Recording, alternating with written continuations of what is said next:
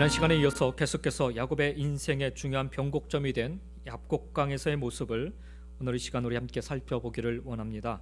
오늘 우리가 읽은 본문 32장은 나름 성공한 인생으로 고향으로 돌아가는 과정을 적고 있는 내용입니다. 성공했을 뿐만 아니라 야곱은 분명 하나님의 음성을 듣고 하나님의 말씀에 순종하여 고향 땅으로 돌아가는 중이었습니다. 그런데 이렇게 순종하여 돌아가는 길에서 야곱은 그 인생의 또 한 번의 위기를 맞이하고 있습니다. 바로 형 에서와의 문제 앞에 그가 직면하게 된 것입니다. 그가 걱정하는 일이 만약에 실제로 일어난다면 그와 온 가족은 큰 변을 당하고 재산은 모두 형의 손에 넘어갈 그런 판이었습니다. 그래서 그는 두려워 떨었고 직면한 그 위기 앞에 어쩔 줄 몰라 하며 당황하며 또다시 머릿속으로 온갖 계획들을 세우게 됩니다. 삶의 위기가 닥치면 우리는 온갖 상상을 하며 최악의 시나리오를 쓰며 밤잠을 설칠 때가 많습니다. 우리 인생에 역경이 한번 닥치면 그게 그리 간단하게 풀어지지 않습니다. 길지 않은 인생이었지만 내 힘으로 도저히 벗어나지 못할 것 같은 환경에 우겨싸일 때도 참 많았던 것 같습니다. 지금 이 순간 야곱은 왜 또 나만 이래? 분명히 하나님이 가라고 하셨는데 라고 원망과 분노와 절망감을 느꼈을지 모르겠습니다. 왜냐하면 고향으로 돌아가기를 명하시는 이는 바로 하나님이시기 때문입니다. 이제는 고향으로 돌아가라 말씀하셨는데 물론 그렇게 말씀하신 뒤로도 야곱은 자신의 재산을 더 많이 불리려 시간을 지체하기는 했지만 어찌되었든 간에 결과적으로 하나님 말씀에 순종하여 고향 땅으로 돌아가는 길이었는데 여전히 풀지 못한, 여전히 해결해야만 하는 커다란 장애물이 그의 앞에 걸림돌처럼 놓여 있으니 아마도 야곱은 원망과 분노와 절망감을 느끼기에 충분했을 것입니다. 그 듀크 대학교의 그 실험실이 절망적인 상황에 대한 그 반응 실험을 했다고 해요. 2개의 밀폐된 통을 준비한 다음에 한 개의 통에는 천정에 그 작은 창을 댔다고 합니다. 그 2통에 물을 가득 담고 좀 잔인하긴 하지만 그 안에 각각 생쥐를 넣었다고 합니다.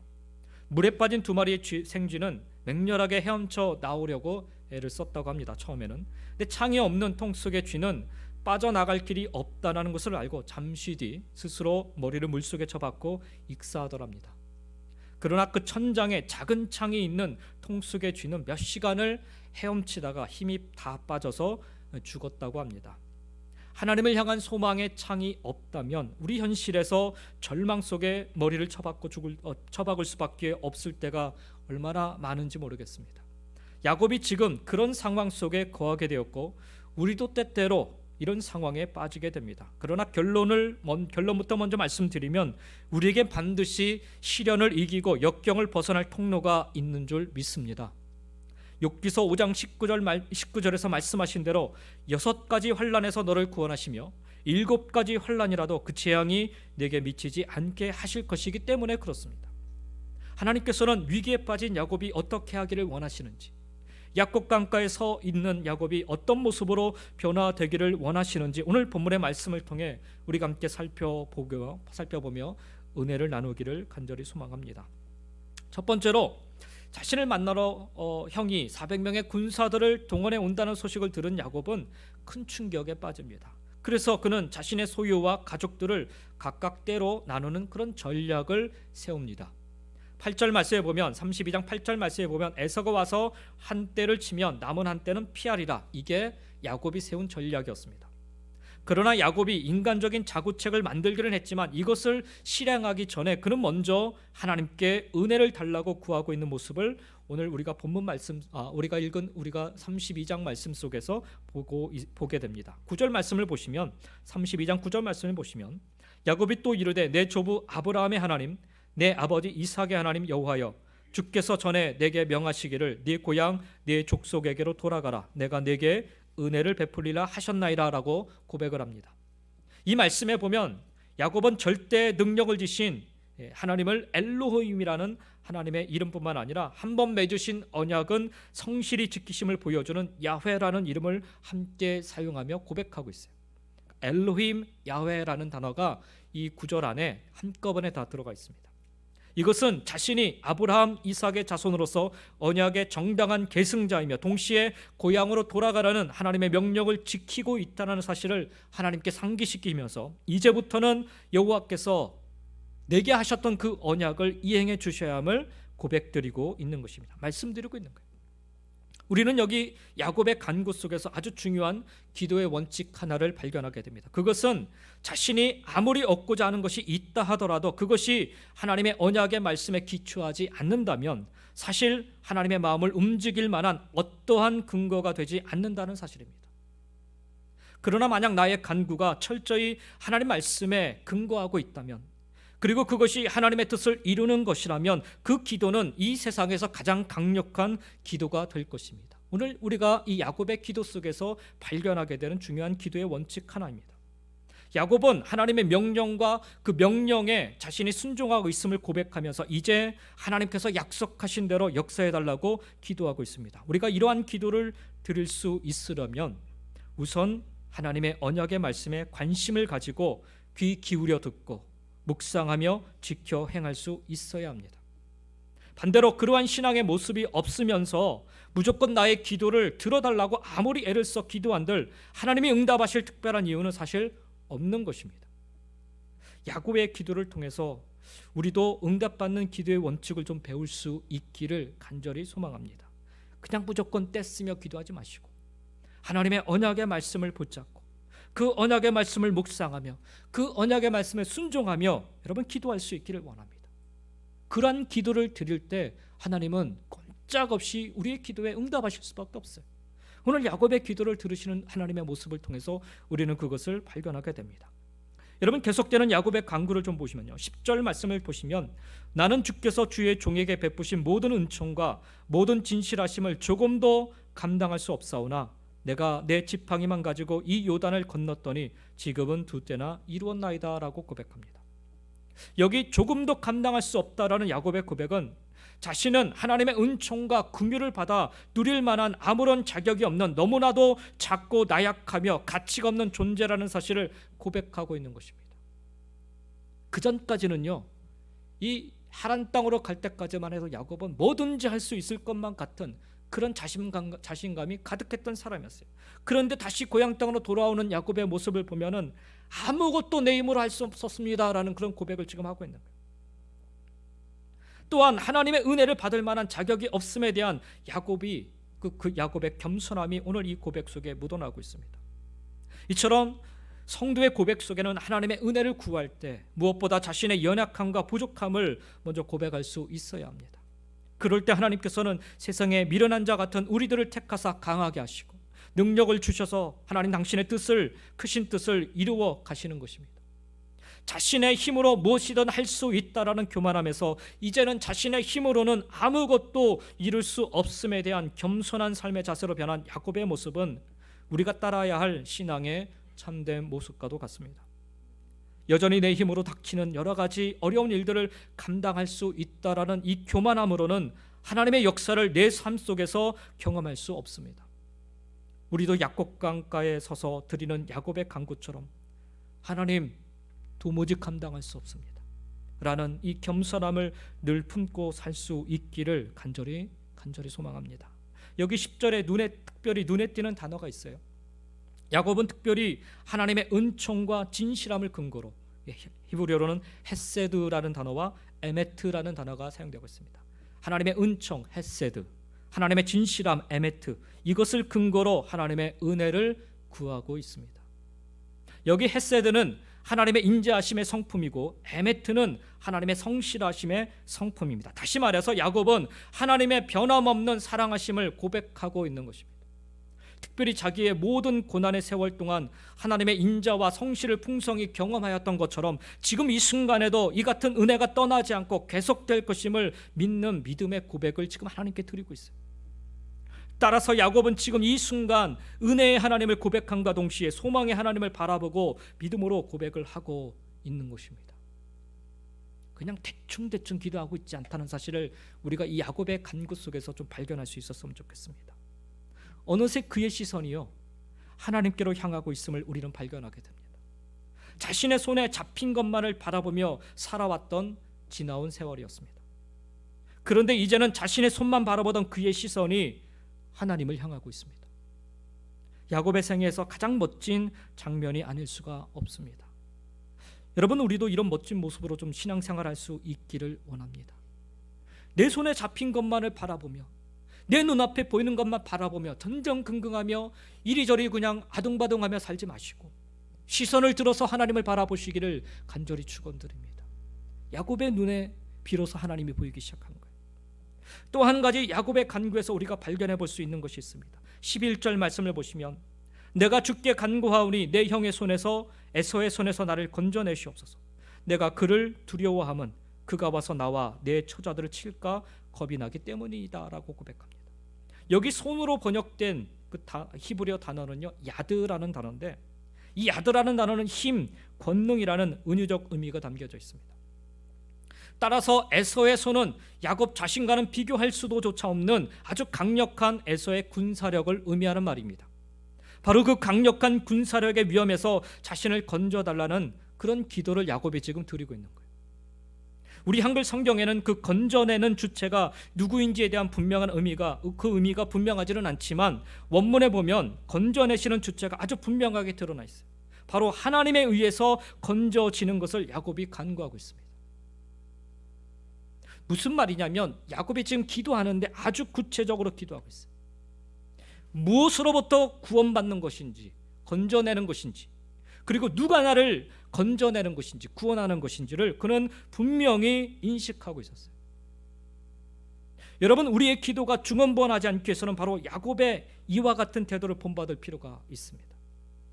위급한 상황에서 그저 그 위급함만을 넘기게 해달라는 기도가 아니라 구체적으로 무엇으로부터 위험한지를 분명히 인식하셔야 돼요.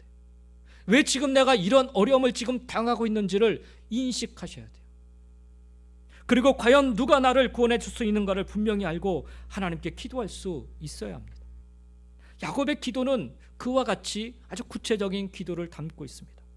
무엇보다 야곱은 하나님 언약의 말씀에 근거해 기도를 드리고 있습니다. 12절 말씀을 보시면 그렇죠? 주께서 말씀하시기를, 내가 반드시, 주님이 하신 말씀이죠. 내가 반드시 내게 은혜를 베풀어 내 씨로 바다에 셀 수 없는 모래와 같이 많게 하리라 하셨나이다 라고 고백합니다. 자신의 아내와 자녀들이 에서의 손에 죽을까 염려하면서 야곱이 하나님께 드린 기도를 보면요, 공교롭게도 내 씨, 즉 자손에 대한 하나님의 언약의 말씀에 근거한 기도였습니다. 아주 탁월한 야곱의 기도가 아닐 수가 없습니다. 그는 아브라함과 이삭과 그리고 자신에게 이어져 내려오는 자손에 대한 축복, 즉 땅의 티끌처럼, 하늘의 무별처럼, 그리고 바닷가의 모래알처럼 많게 해 주시겠다라는 하나님의 약속이 성취되기 위해서는 지금 자신이 경험하고 있는 이 에서로부터의 이 위기는 반드시 극복되어야 한다라는 언약의 말씀에 근거한 소망의 기도인 셈입니다. 여러분, 우리가 하나님께 구원받기를 원하여서 기도할 때 구체적인 기도가 필요한 거예요. 그래서 야곱은 하나님의 그 말씀을 굳게 붙잡고, 하나님 말씀하지 않으셨어요? 우리 자손이 모래알같이 그 번성하리라 말씀하지 않았습니까? 그러므로 지금 이 순간에 에서의 형의 손으로부터 우리가 전멸당한다면 하나님의 언약의 말씀이 사라져버리는 거 아닙니까? 막연한 기도가 아니라, 막연한 믿음이 아니라 구체적인 믿음을 가지고 말씀을 붙잡고 기도해야 되는 거예요. 특별히 형 에서의 손을 통해 시시각각 다가오는 그 죽음의 공포 속에서 야곱은 자신의 안전을 지금 하나님의 언약의 말씀 위에 놓고 기도하고 있는 모습입니다.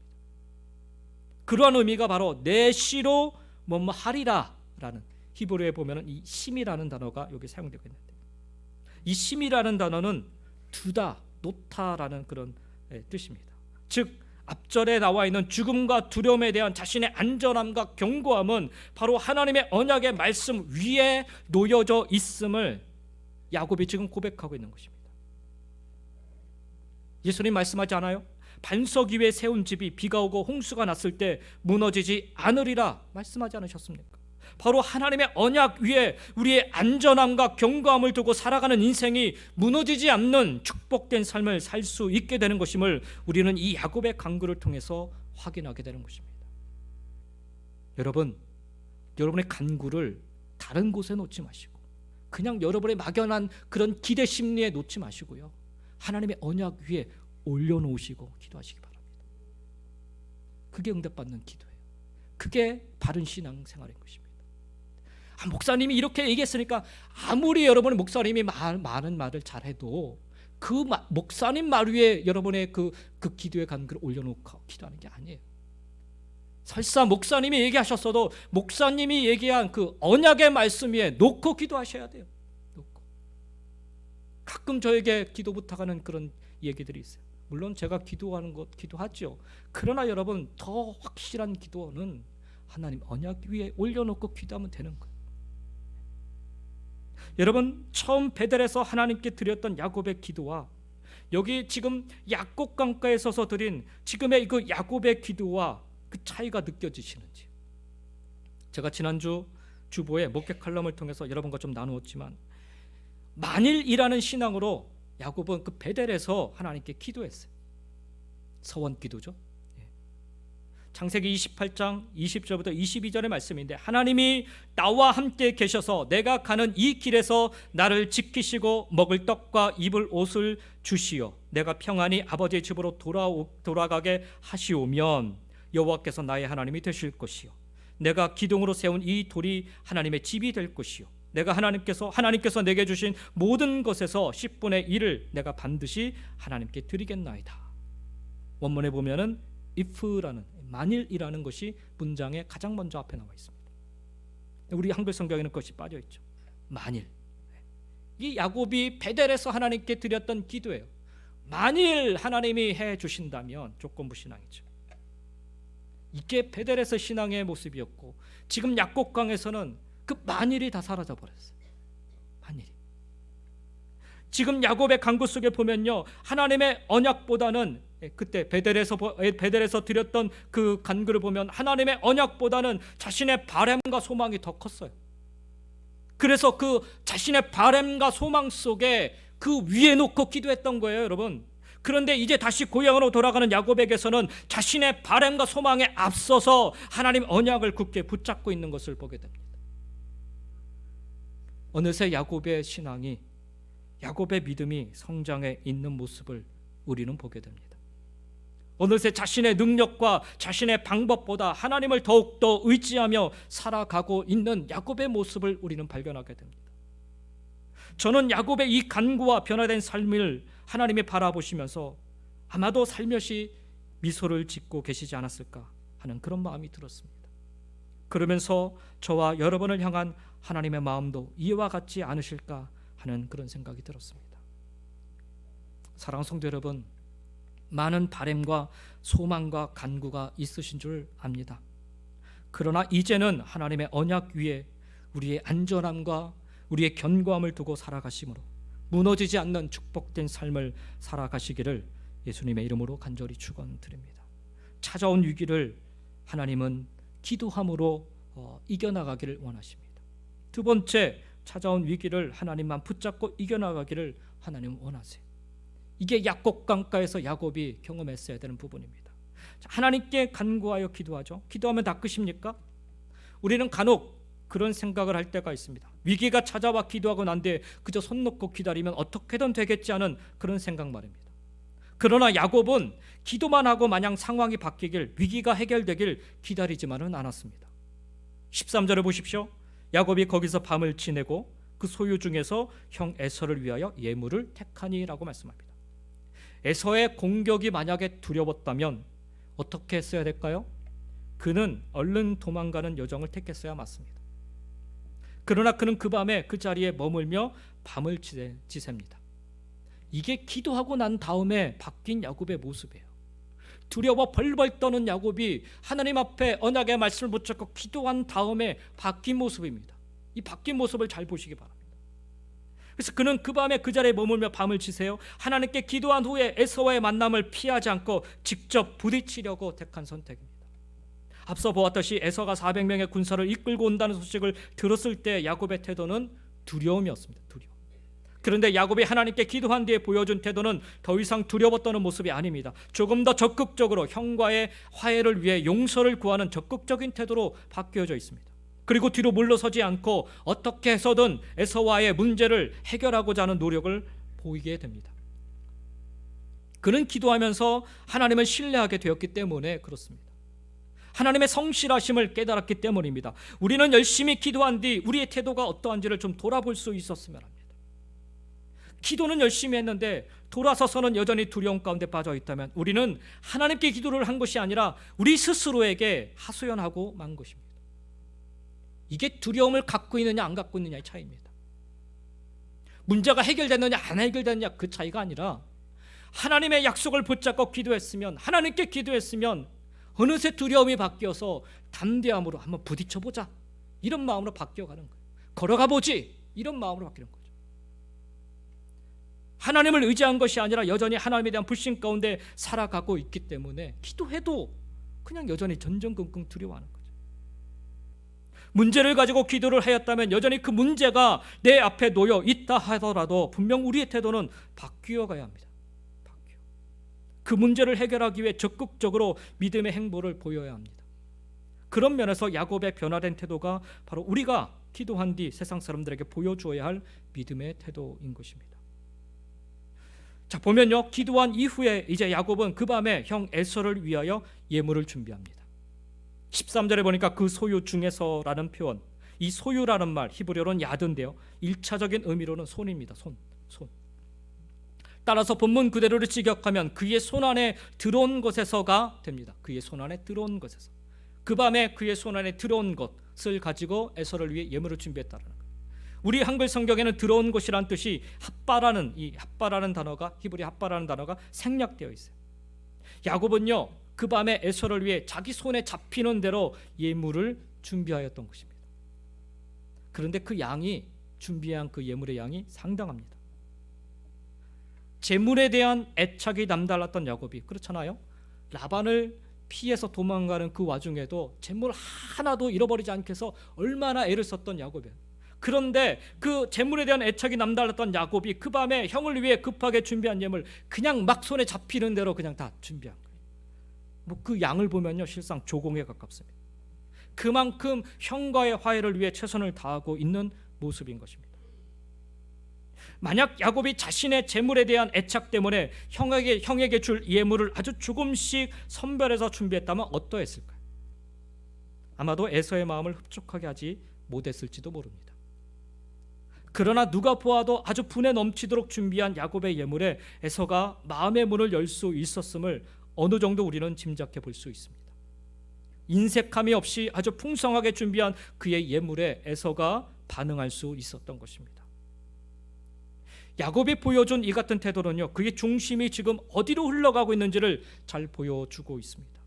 그의 중심이 물질을 중요하게 여기던 마음에서 형과의 화해로 흘러갔음을 알 수가 있습니다. 우리가 물질에 여전히 마음이 놓여 있으면요, 우리 눈에는 그 어떤 것보다도 물질밖에는 안 보입니다. 만약 우리가 하나님의 일을 함에 있어서 우리 마음에 가장 먼저 중요하게 생각되는 것들이 있다면 그것이 물질이든 나의 자존심이든 어떠한 업적이든 그 무엇이든 그것이 바로 내 마음을 사로잡고 있는 것이 사로잡고 있는 것이라는 사실을 우리는 기억해야 됩니다. 성전 헌금함에 동전 2렙돈을 넣은 과부는 다른 사람에 비해서 그리 많은 돈은 아니었지만 그는 누구보다도 하나님을 사랑하였기에 가장 큰 물질을 하나님께 드렸다라고 우리 주님께 칭찬받을 수 있었습니다. 위기의 순간이 찾아올 때 내 마음의 중심이 무엇에 사로잡혀 나는 지금 살고 있는지를 돌아보는 시간이 되었으면 좋겠습니다. 자, 이렇게 하나님께 기도하고 난 뒤에 야곱은 자신의 계획을 지체하지 않습니다. 지금 급하게 자신을 향해 달려올 형과 400명의 군사들을 의식하였기 때문입니다. 그러나 위기에 대한 두려움 때문이라기보다는 하나님께 기도하고 난 뒤에 자신의 계획에 대해서 하나님의 선하심을 확신한 결과라고 할 수가 있습니다. 하나님의 뜻이라는 확신이 들 때 우리는 지체해서는 안 됩니다. 바로 그 순간이 하나님이 일하실 정확한 타이밍임을 믿어야 됩니다. 그렇게 야곱은 시간을 지체하지 않고 준비한 예물과 가족들을 앞서 보내고 나서 이제야 비로소 하나님 앞에 홀로 서게 됩니다. 오늘 우리가 읽은 본문 24절의 말씀입니다. 야곱은 홀로 남았더니라고 말씀합니다. 다 보내고 이제 홀로 남았습니다. 여기 홀로의 상태는 그 모든 것으로부터의 완전히 분리된 상태를 나타냅니다. 그리고 남았다라는 말은 그가 어쩔 수 없이 남았다는 말이 아니라 야곱 스스로 결단으로 남아 있었음을 보여주고 있는 단어가 원문에 사용되고 있어요. 제규형 동사가 사용되고 있습니다. 자기 의지로 갈 수 있지만 안 가고 기다리고 있는 거예요. 야곱은 자신이 소중히 여기던 재물과 가족들을 먼저 강을 건너 다 보낸 뒤에 이제 완전히 혼자 분리된 상태인데 무엇을 위해 이런 결단을 내린 것일까요? 홀로 살고자 이런 결단을 내린 것일까요? 옛날 우리 어느 목사님들이 뭐 그런 얘기도 해요. 자기 혼자 살려고 다 보내고 혼자 남았다고. 그런데 사실 그렇지 않아요. 만약 그가 홀로 살고자 한 것이라면 지금 이 타임에 그가 어떻게 해야 돼요? 얼른 도망가야 돼. 뒤돌아 도망쳐야 됩니다. 그런데 지금 그는 이 약곡 강가에 머물러 서 있습니다. 그냥 서 있습니다. 과연 무엇을 위해서인가요? 야곱은 유일하게 홀로였던 시간이 과거에도 있었습니다. 그것은 바로 베델 들판에서였습니다. 고향 땅을 떠나 홀로 가다 우연히 그곳에서 하나님의 임재해 계심을 그는 그 베델 땅에서, 베델 들판에서 경험하였습니다. 떠밀려간 자리에서 홀로인 시간에 그는 하나님을 그렇게 만났던 것입니다. 그렇다면 지금 스스로 결단하여 이렇게 홀로 남은 이유는 단 하나입니다. 단 하나. 바로 하나님을 만나고 싶어서입니다. 그때는 떠밀려가다 우연히 하나님을 만났다면, 아니 좀 더 정확히 표현하면 그렇게 떠밀려 홀로 있던 야곱을 만나주신 하나님을 지금 야곱은 결단하면서 아주 간절하게 사모하고 있었던 것입니다. 그래서 야곱에게 홀로 남아있는 이 시간은 하나님을 만나고자 하는 간절함의 시간이었던 것입니다. 하나님 만나고 싶습니다. 하나님 찾아와 주십시오. 여러분, 나 홀로 남겨진 시간이라 고통스러워하지 마시기 바랍니다.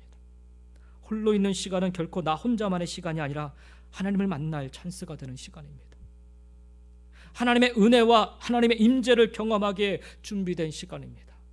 그러니 여러분, 혼자라 여겨지는 순간이 여러분 인생에 찾아오게 되면 하나님 만날 준비를 하시고 기다리고 사모하시면 참 좋을 것 같습니다.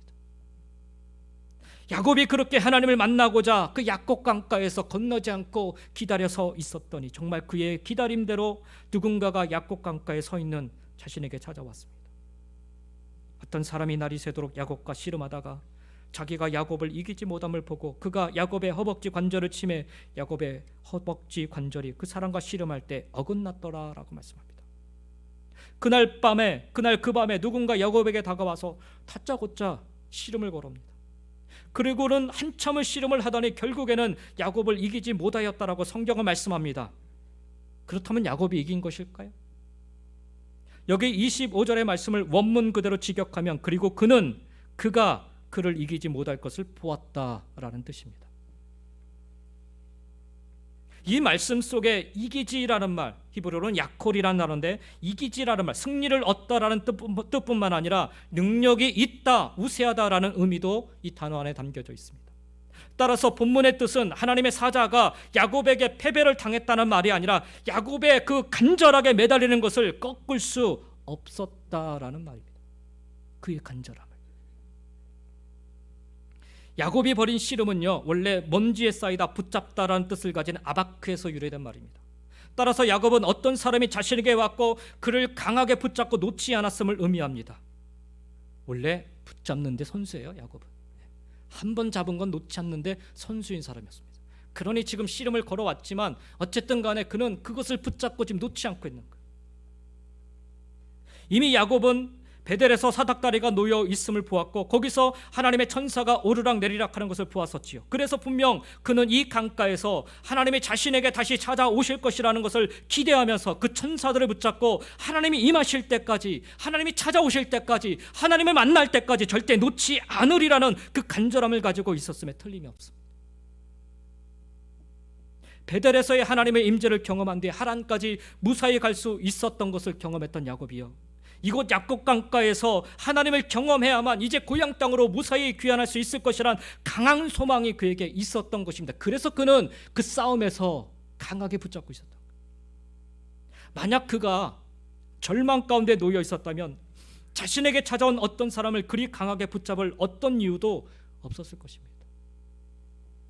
그가 자신에게 찾아온 알지 못한 그 어떤 사람을 그리도 강하게 붙잡은 것은 그가 바로 하나님의 사자였음을 그는 분명히 믿었기 때문입니다. 야곱이 도무지 놔주질 않자 하나님의 사자가 야곱의 허벅지 관절을 부러뜨립니다. 오늘 본문에서는 쳤다라고 하는데 이 히브리어로 나가라는 말이거든요. 근데 이 쳤다라는 말, 막 확 세게 쳤다 이런 표현이 아니라 닿다, 만지다라는 뜻이에요. 그러니까 원문 그대로, 원문의 그 단어 그대로 표현하면요, 사실 하나님의 사자가 야곱을 막 때린 게 아니라 단지 그냥 살짝 만지기만 하였다라는 의미입니다. 만지기만 했는데 그냥 톡 부러진 거예요. 하나님의 능력과 위대함을 느끼게 되는 순간이 아닐 수가 없습니다. 하나님이 치시자 그의 허벅지 관절이 부러져 버렸어요. 하나님이 이처럼 야곱의 환도뼈를, 그 허벅지 관절을 치신 이유는 육신을 믿고 살아온 야곱에게 육신의 그 나약함을 일깨워 주기 위함이었을 것입니다. 이 약곡강을 건너기 전에 하나님이 야곱에게 마지막 주시고자 하는, 깨닫기를 원하셨던 것이 무엇일까? 저는 그거라고 생각해요. 육신을 붙잡고 살아왔던 그 삶이 얼마나 나약한지를 깨우쳐 주기 위함. 동시에 야곱이 이제 붙잡고 살아야 할 일은 다른 누구도 아닌 하나님이심을 알게 하시기 위함이었습니다. 결국 야곱이 그동안 자신의 힘의 원천으로 삼았던 것, 바로 그것을 회개해야 함을 일깨워 주시고 있는 것입니다. 자신이 믿고 의지해 왔던 것, 바로 그것을 무너뜨리고 정말 의지해야 할 것이 무엇인지를 일깨워 주고 있는 것입니다.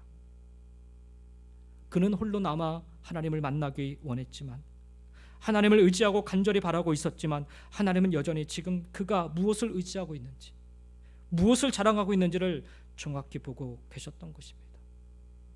하나님 믿습니다, 내가 하나님대로 살겠습니다, 아무리 그렇게 우리가 외치지만 여전히 우리 안에 무엇을 믿고 있는지, 무엇을 의지하고 있는지 하나님이 아세요. 야곱은 지금 하나님을 만나기를 원했지만, 그러나 사실 그가 의지하고 있었던 것은 자기 몸뚱아리, 자기가 가지고 있는 것들이었어요. 여기 약곡강을 건너기 전에 마지막 그가 버려야 할 것이 무엇인지를 그래서 하나님이 지적하고 계신 거예요. 그것마저 다 내려놓고 가야, 버리고 가야 하나님의 언약을 이룰 수 있다라는 거예요. 그렇습니다. 내 소망은, 내 힘은, 내가 의지할 이는 오직 하나님밖에 없음을 고백해야 비로소 살 길이 열립니다.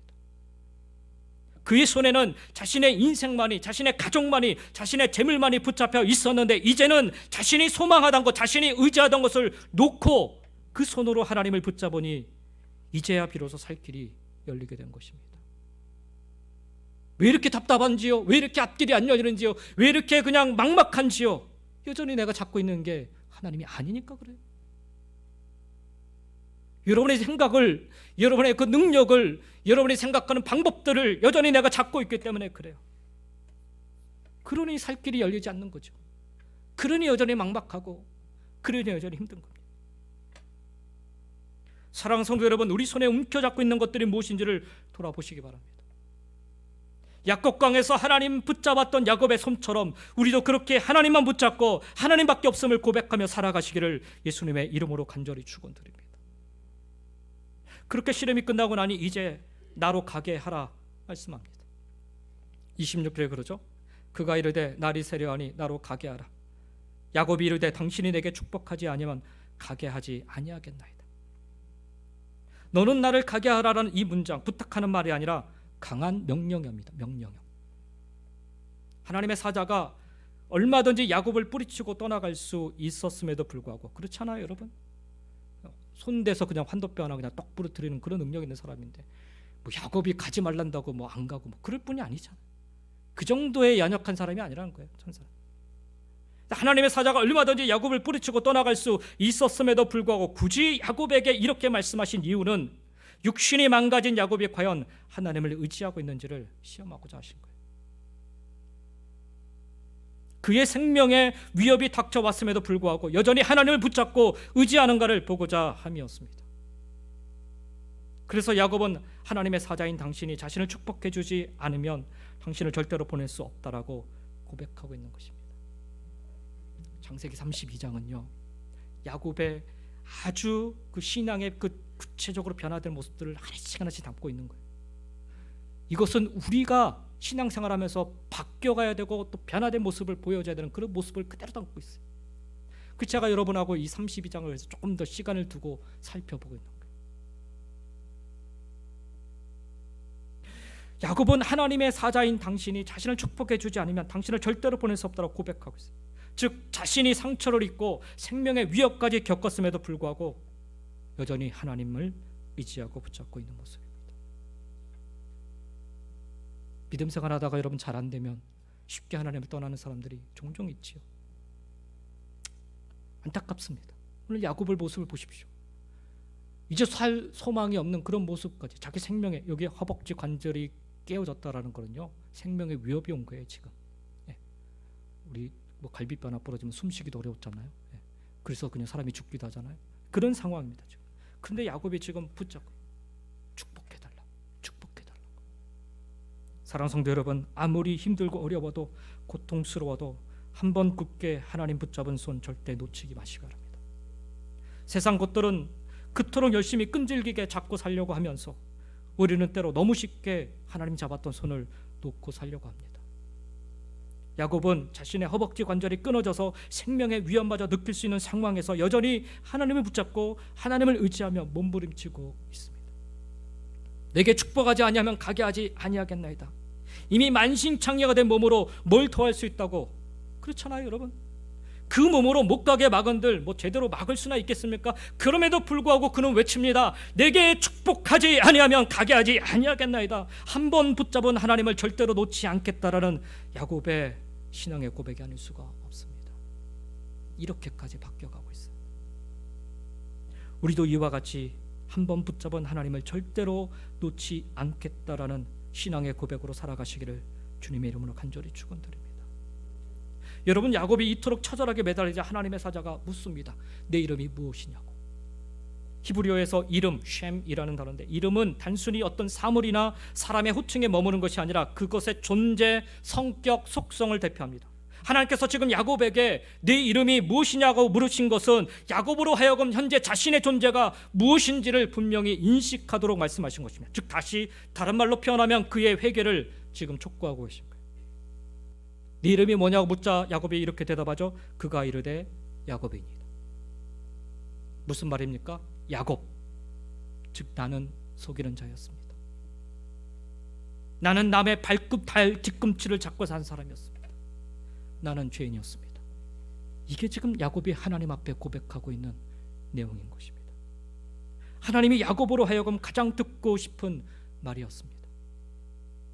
형 에서에게 용서를 구하고 화해하기 위해서는 자신의 잘못을 분명히 깨닫고 회개해야만 가능한 일이었습니다. 아무리 많은 물질로 화해의 제스처를 보내고 용서의 말을 보낸다 하여도 진심으로 자기가 회개하지 못하면 이룰 수 없는 화해의 결과이기 때문에 그렇습니다. 하나님과의 새로운 관계, 이스라엘로 나아가기 위해서는 반드시 하나님 나는 야곱입니다. 하나님 나는 속이는 자였습니다. 하나님 나는 다른 사람을 그렇게 아프게 하는 사람이었습니다. 발뒤꿈치만 잡고 그렇게 살았던 사람이었습니다. 하나님 나는 죄인이었습니다. 이런 고백을 드리지 않으면 결코 나가서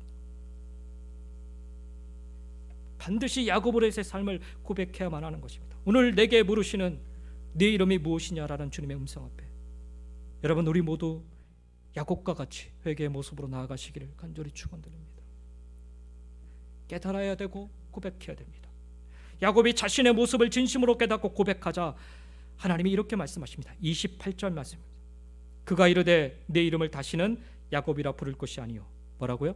이스라엘이라 부를 것이니 이는 네가 하나님과 및 사람들과 겨루어 이겼음이니라. 야곱의 이름을 이스라엘이라 바꿔 주십니다. 여기 이스라엘이라는 의미는 하나님과 대항하여 싸운 자라는 그런 의미라기보다는 원래 의미는 그렇습니다. 하나님과 대항하여 싸운 자라는 의미라기보다는 하나님과 더불어 싸운 자, 하나님의 도움을 받아 싸운 자로 그렇게 이해하는 것이 훨씬 더 마땅합니다. 이겼다라고 하죠. 능력이 있다, 강력하다라는 뜻인데 따라서 이는 반드시 승리했다라는 의미보다는 야곱이 하나님과 사람 앞에서 그 능력을 나타냈음을 보죠. 하나님과 더불어서 그들이 비로소 하나님의 능력을 나타냈다라는 그런 표현인 것입니다. 이게 야곱이 이스라엘이로 바뀐 그 의미입니다. 자신의 이름이 바뀌게 되자 야곱은 자기와 씨름한 자에게 이름을 묻습니다. 그러나 그 이름을 듣지 못하고 말죠. 근데 30절에 가서 스스로 고백하기를 내가 하나님과 대면하였다라고 고백합니다. 그런 것으로 보아서 그는 여기서 사자의 이름을 물은 것은 그를 몰라서 물은 것이 아니라 확인하고 싶었기 때문입니다. 확신을 얻기 위해 확인하는 그의 신앙의 모습인 것이죠. 믿음의 자리에 서기까지 끊임없이 노력하는 자세가 필요함을 야곱의 이 마지막 모습 속에서 우리는 확인하게 됩니다. 그리고 나서 야곱이 그곳 이름을 분이엘이라고 부릅니다. 분이엘, 하나님의 얼굴이라는 뜻입니다. 하나님의 얼굴. 원래 하나님을 대면하면 죽는다라는 것이 히브리인들의 전통 사상입니다. 그러나 야곱은 그렇게 하고도 자신이 죽지 않은 것에 감사하면서 분이엘이라고 이름을 붙입니다. 원래는 얍곡이라는 것입니다. 근데 분이엘로 바꿉니다. 야곱은 오히려 더욱 간절히 하나님을 만나기 원했습니다. 따라서 그로 인해서 이제 자신은 새로운 생명을 가지고 살게 되었음을 이 분이엘이라는 말을 통해서 믿음으로 고백하고 있는 것입니다. 그리고 마지막 31절에 보면 마치 영화의 한 장면과도 같습니다. 그가 분이엘을 지날 때 해가 돋았고 약곡강을 건넌 거죠. 그의 허벅다리로 말미암아 절었더라. 야곱이 변하여 이스라엘이 된 순간, 두려움과 막막함에 그 약곡강이 변하여 분이엘이 된 순간, 약곡강을 건너 분이엘을 지나는 야곱의 머리 바로 위로 붉게 타오르는 태양이 떠오르고 있는 모습입니다. 바로 이제 야곱이 새로운 인생으로 살게 됨을 상징적으로 표현하고 있는 것입니다. 비로소 구원받은 하나님의 자녀로 언약의 백성으로 살아가게 되는 모습입니다. 절었다라고 하잖아요. 여기 말씀에 이 절었다라는 표현에서 환상도 아니고 꿈도 아닌 실제로 야곱이 겪은 일이었음을 증거하는 말입니다. 이것으로 인하여 야곱의 옛사람이 깨어졌음을 의미하고 야곱도 바울처럼 하나님의 은혜의 흔적을 가진 자가 되었음을 의미합니다. 우리도 비록 하나님이 치셔서 다리를 저는 인생이 된다 할지라도 우리의 옛 자아가 깨어지고 하나님의 은혜를 체험한 인생으로 살아가는 그런 축복이 있기를 간절히 소망합니다. 여러분, 약곡강가에 서 있던 야곱은 간절히 기도하였습니다. 위기 앞에 우리 믿음의 성도들이 보여줘야 할 모습은 바로 기도하는 모습입니다. 야곱은 기도하였을 뿐만 아니라 하나님과 대면하기를 간절히 소망하였습니다. 두려워서 무서워서 도망가는 인생이 아니라 그저 도와달라 살려달라 손만 내미는 인생이 아니라 하나님을 독대하여 만나서 하나님을 굳게 붙잡고 살아가기를 소망하였습니다. 하나님을 의지하는 인생을 넘어 하나님으로 말미암아 변화된 인생을 살기를 그는 소망하였습니다. 인생의 위기의 상황에서, 신앙의 위기의 상황에서 여러분은 어떻게 약곡강을 건너기를 원하십니까? 그 약곡강가에 서 있는 여러분 자신의 모습은 과연 어떤 모습인지 한번 돌이켜 살펴보시기 바랍니다. 바라기는 야곱처럼 기도로 약곡강을 건너시기 바랍니다. 하나님의 언약의 말씀 굳게 붙잡고 약곡강가에서 엎드려 기도할 수 있기 바랍니다. 무엇보다 지금껏 내가 붙잡고 살아왔던 것들을 내 손에서 다 내어놓고 이제는 하나님만 붙잡고 살아가시기를 결단하시기 바랍니다. 하나님으로 말미암아 내 인생 이제는 변화되어 야곱이 아니라 이스라엘로, 약곡강이 아니라 분이엘로 변화된 삶을 살아가시기를 주의 이름으로 간절히 축원드립니다. 비록 한쪽 다리를 절뚝거리는 그런 상흔이 있어도 내 믿음의 흔적으로 삼고 하나님 앞으로 나아가는 저와 여러분 모두가 다 되시기를 예수님의 이름으로 간절히 축원드립니다. 기도하시겠습니다.